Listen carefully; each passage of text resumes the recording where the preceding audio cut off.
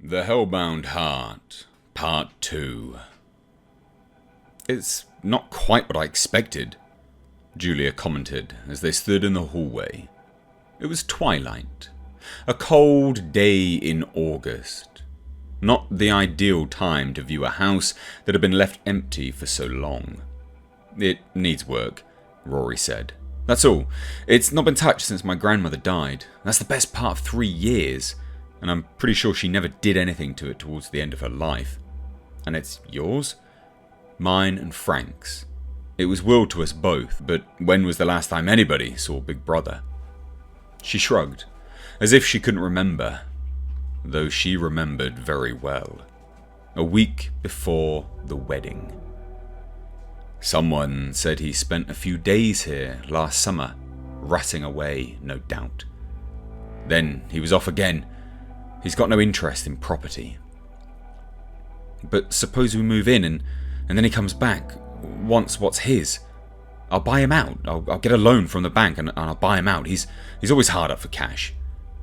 She nodded, but looked less than persuaded.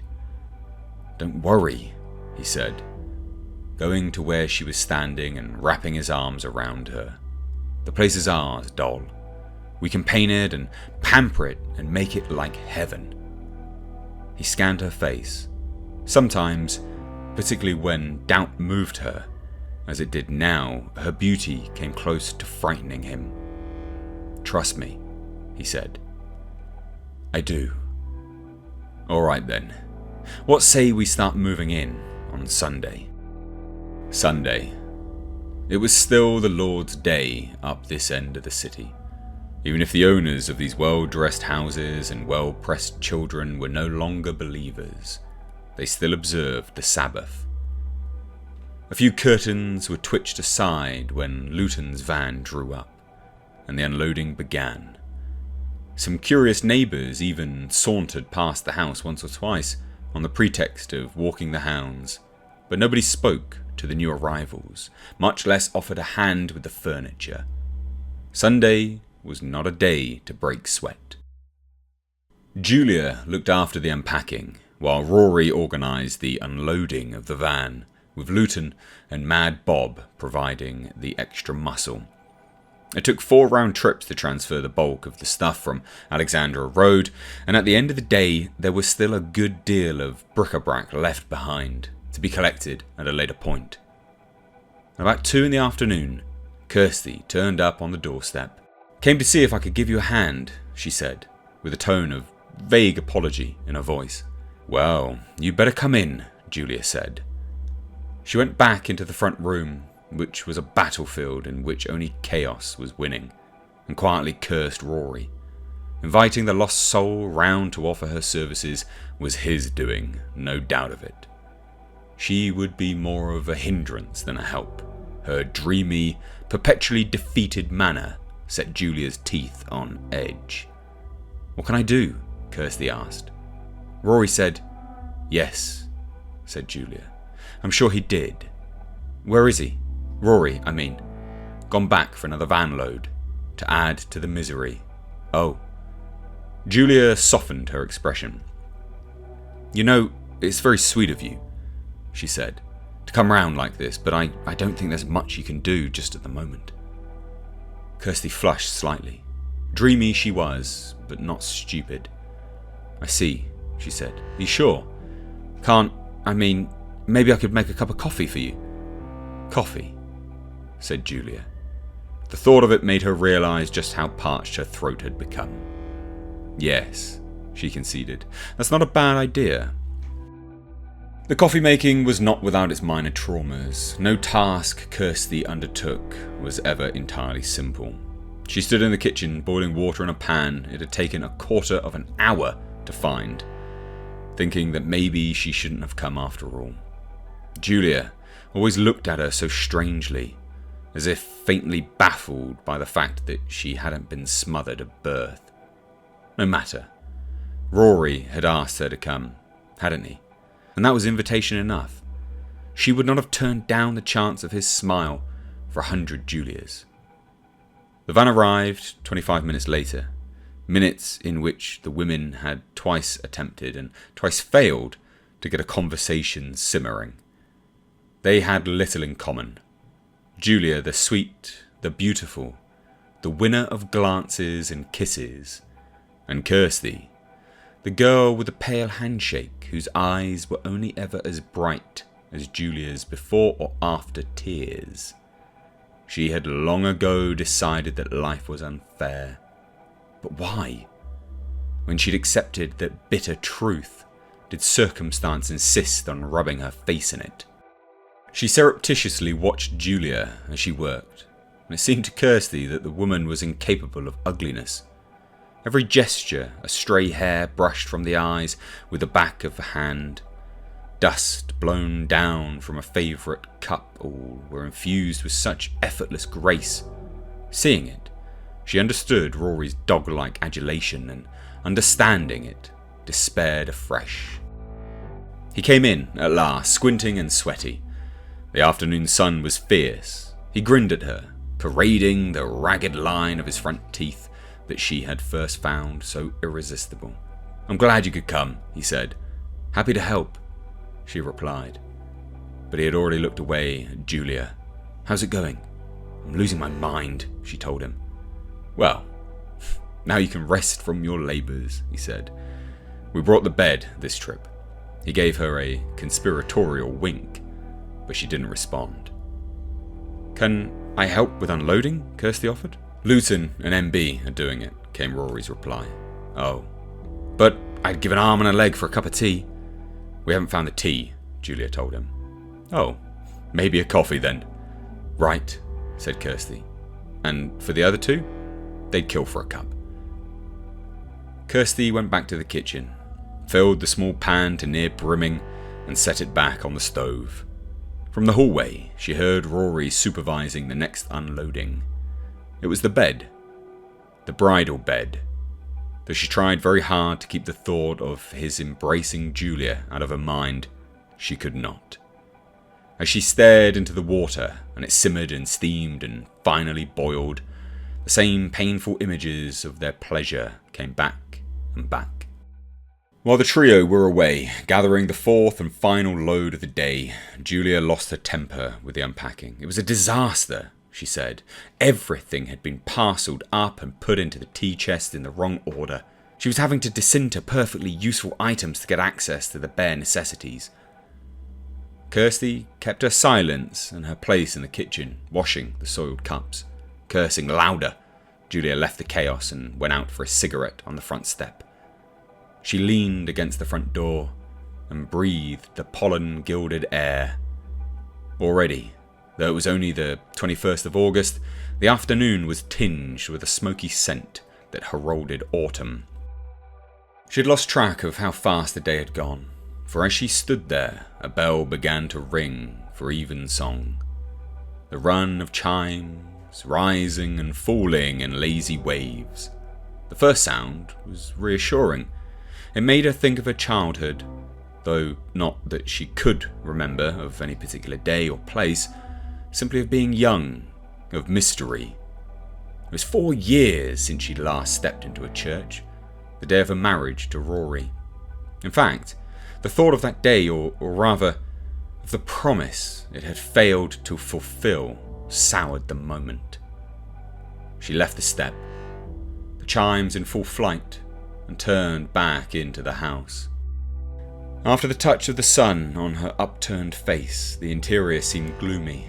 Suddenly, she, tired to the point of tears, they would have to assemble the bed before they could put their heads down to sleep tonight, and they had yet to decide which room they would use as the master bedroom. She would do that now, she elected, and so avoid having to return to the front room and to ever mournful Kirsty. The bell was still pealing when she opened the door of the front room on the second floor. It was the largest of the 3 upper rooms, a natural choice, but the sun had not got in today, or any other day this summer, because the blinds were drawn across the window.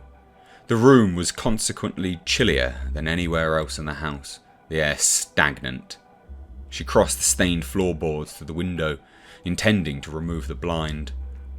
and at the sill, a strange thing. The blind had been securely nailed to the window frame, effectively cutting out the last intrusion of light from the sunlit street beyond. She tried to pull the material free, but failed. The workman, whoever he'd been, had done a thorough job. No matter. She'd have Rory take a claw hammer to the nails when he got back. She turned from the window, and as she did so, she was suddenly and forcibly aware that the bell was still summoning the faithful. Were they not coming tonight? Was the hook not sufficiently baited with promises of paradise? The thought was only half alive. It withered in moments. But the bell rolled on, reverberating around the room. Her limbs, already aching with fatigue, seemed dragged down further by each peal.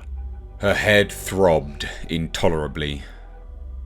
The room was hateful, she decided. It was stale, and its benighted walls clammy. Despite its size, she would not let Rory persuade her into its using as the master bedroom. Let it rot. She started towards the door, and as she came within a yard of it, the corners of the room seemed to creak, and the door slammed. Her nerves jangled. It was all she could do to prevent herself from sobbing. Instead, she simply said, "Go to hell," and snatched at the handle. It turned easily. Why should it not?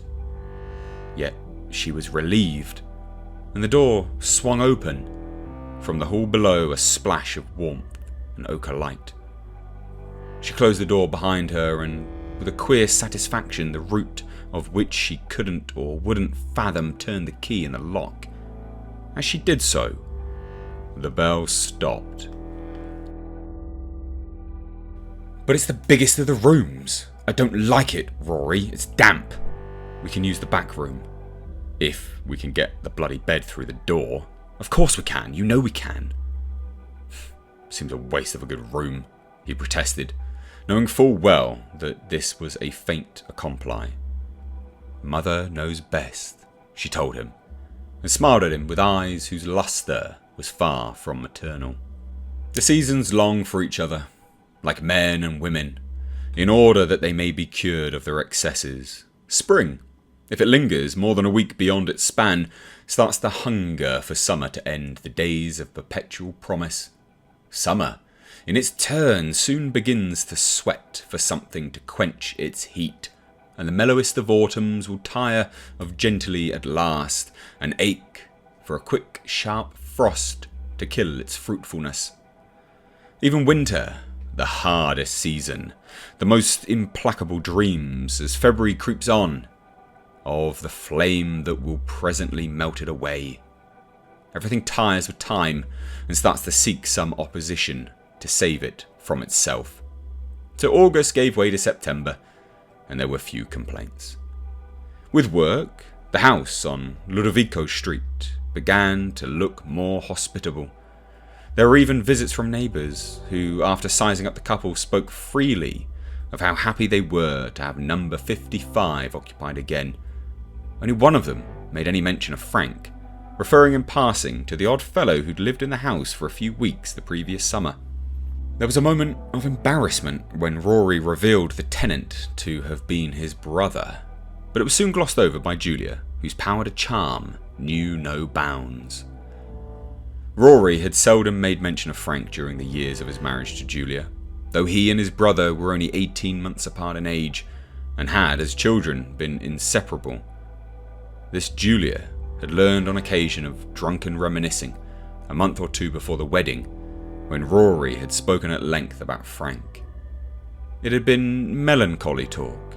The brothers' paths had diverged considerably once they'd passed through adolescence, and Rory regretted it, regretted still more the pain Frank's wild lifestyle had brought to their parents. It seemed that when Frank appeared, once in a blue moon, from whichever corner of the globe he was presently laying waste, he only brought grief. His tales of adventures in the shallows of criminality, his talk of whores and petty theft, all appalled their parents. But there had been worse, or so Rory had said. In his wilder moments, Frank had talked of a life lived in delirium, of an appetite for experience that conceded no moral imperative.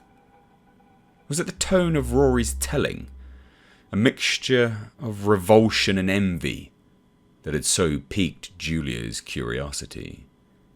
Whatever the reason, she had been quickly seized by an unquenchable curiosity concerning this madman. Then, barely a fortnight before the wedding, the black sheep had appeared in the flesh. Things had gone well for him of late. He was wearing gold rings on his fingers, and his skin was tight and tanned. There was little outward sign of the monster Rory had described.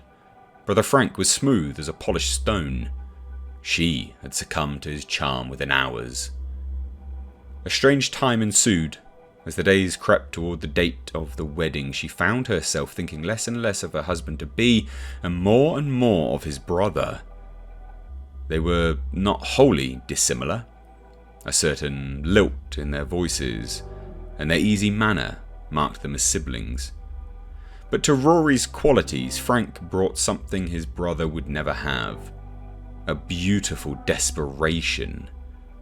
Perhaps what happened next had been inevitable, and no matter how hard she'd fought her instincts, she would only have postponed the consummation of their feelings for each other. At least, that was how she tried to excuse herself later. But when all the self-recrimination was done with, she still treasured the memory of their first and last encounter. Kirsty had been at the house, hadn't she? On some matrimonial business when Frank had arrived. But by that telepathy that comes with desire and fades with it, Julia had known that today was the day. She'd left Kirsty to her list-making or such like, and taken Frank upstairs on the pretext of showing him the wedding dress. That was how she remembered it. That he'd asked to see the dress, and she'd put the veil on, laughing to think of herself in white. And then he'd been at her shoulder, lifting the veil, and she'd laughed on, laughed and laughed, as though to test the strength of his purpose. He had not been cooled by her mirth, however, nor had he wasted time with the niceties of seduction. The smooth exterior gave way to cruder stuff almost immediately. Their coupling had in every regard but the matter of her acquiescence, with the aggression and the joylessness of rape. Memory sweetened events, of course, and in the 4 years and 5 months since that afternoon, she'd replayed the scene often. Now, in remembering it, the bruises were trophies of their passion, her tears proof positive of her feelings for him. The day following, he disappeared, flitted off to Bangkok or Easter Island, some place where he had no debts to answer. And she'd mourned him, couldn't help it. Nor had her mourning gone unnoticed. Though it was never explicitly discussed, she had often wondered if the subsequent deterioration of her relationship with Rory had not started there, with her thinking of Frank as she made love to his brother. And now, despite the change of domestic interiors and the chance of a fresh start together, it seemed that events conspired to remind her again of Frank. It wasn't just the gossip of the neighbours that brought him to mind. One day, when she was alone in the house and unpacking various personal belongings, she came across several wallets of Rory's photographs. Many were relatively recent, pictures of the two of them together in Athens and Malta. But buried amongst the transparent smiles were some pictures she couldn't remember ever having seen before. Had Rory kept them from her? Family portraits that went back decades. A photograph of his parents on their wedding day, the black and white image eroded over the years to a series of greys. Pictures of christenings, in which proud godparents cradled babies smothered in the family lace. And then, photographs of the brothers together, as toddlers, with wide eyes, as surely school children, snapped at gymnastics displays and in school pageants. Then, as the shyness of acne-ridden adolescence took over, the number of pictures dwindled until the frogs emerged as princes the other side of puberty. Seeing Frank in brilliant colour, clowning for the camera, She felt herself blushing. He had been an exhibitionist youth, predictably enough, always dressed de la mode. Rory, by comparison, looked dowdy. It seemed to her that the brothers' future lives were sketched in these early portraits. Frank, the smiling, seductive chameleon. Rory, the solid citizen. She had packed the pictures away at last, and found, when she stood up, that with the blushes had come tears. Not of regret. She had no use for that. It was fury that made her eyes sting. Somehow, between one breath and the next, she'd lost herself. She knew too, with perfect certainty, when her grip had first faltered, lying on a bed of wedding lace, while Frank beset her neck with kisses. Once in a while, she went up to the room with the sealed blinds. So far, they'd done little decorating work on the upper floors, preferring to first organise the areas in public gaze. The room had therefore remained untouched, unentered, indeed, except for these few visits of hers. She wasn't sure why she went up, nor how to account for the old assortment of feelings that beset her while there. But there was something about the dark interior that gave her comfort. It was a womb of sorts. A dead woman's womb. Sometimes, when Rory was at work, she simply took herself up the stairs and sat in the stillness, thinking of nothing, or at least nothing she could put words to. These sojourns made her feel oddly guilty, and she tried to stay away from the room when Rory was around, but it wasn't always possible. Sometimes her feet took her there, without instruction to do so. It happened thus that Saturday, the day of the blood. She'd been watching Rory at work on the kitchen door, chiselling several layers of paint from around the hinges, when she seemed to hear the room call. Satisfied that he was thoroughly engrossed in his chores, she went upstairs. It was cooler than usual, and she was glad of it. She put her hand to the wall and then transferred her chilled palm to her forehead. No use, she murmured to herself, picturing the man at work downstairs. She didn't love him, no more than he, beneath his infatuation with her face, loved her. He chiselled in a world of his own. She suffered here, far removed from him. A gust of wind caught the back door below. She heard it slam. And downstairs, the sound made Rory lose his concentration. The chisel jumped its groove and sliced deeply into the thumb of his left hand. He shouted. As a gush of colour came, the chisel hit the floor. Hell and damnation! She heard, but did nothing. Too late.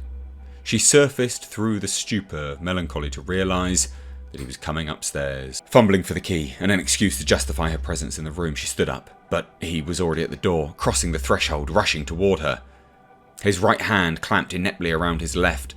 Blood was coming in abundance. It welled up between his fingers and dribbled down his arm, dripping from his elbow, adding stain to stain on the bare boards. "What have you done?" she asked him. "What does it look like?" he said through gritted teeth. "Cut myself." His face and neck had gone the colour of window putty.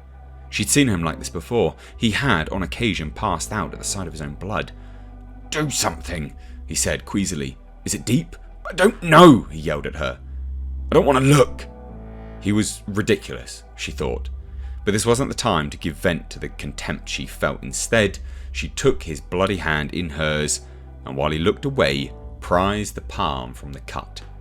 It was sizable, and still bleeding profusely. Deep blood. Dark blood. "I think we'd better take you off to the hospital," she told him. "Can you cover it up?" he asked, his voice devoid of anger now. "Sure, I'll get a clean binding. Come on." "No," he said, shaking his ashen face. "If I take a step, I think I'll pass out." "Stay here then," she soothed him. "You'll be fine." Finding no bandages in the bathroom cabinet, the equal of the staunching, she fetched a few clean handkerchiefs from his drawer and went back into the room. He was leaning against the wall now, his skin glossy with sweat. He had padded in the blood he'd shed. She could taste the tang of it in the air. Still quietly reassuring him that he wouldn't die of a 2-inch cut, she wound a handkerchief around his hand, bound it on with a second, then escorted him, trembling like a leaf, down the stairs, one by one, child, and out to the car. At the hospital they waited an hour in a queue of the walking wounded before he was finally seen and stitched up. It was difficult for her to know in retrospect what was more comical about the episode, his weakness or the extravagance of his subsequent gratitude. She told him, when he became fulsome, that she didn't want thanks from him, and it was true. She wanted nothing that he could offer her, except, perhaps, his absence. "Did you clean up the floor in the damp room?" she asked him the following day. They'd called it the damp room since that first Sunday, though there was not a sign of rot from ceiling to skirting board. Rory looked up from his magazine. Grey moons hung beneath his eyes. He hadn't slept well, so he'd said. A cut finger, and he had nightmares of mortality. She, on the other hand, had slept like a babe. "What did you say?" he asked her. "Floor," she said again. "There was blood on the floor. You cleaned it up?" He shook his head. "No," he said simply, and returned to the magazine. "Well, I didn't," she said. He offered her an indulgent smile. "You're such a perfect hausfrau," he said. "You don't even know when you're doing it." The subject was closed there. He was content, apparently, to believe that she was quietly losing her sanity.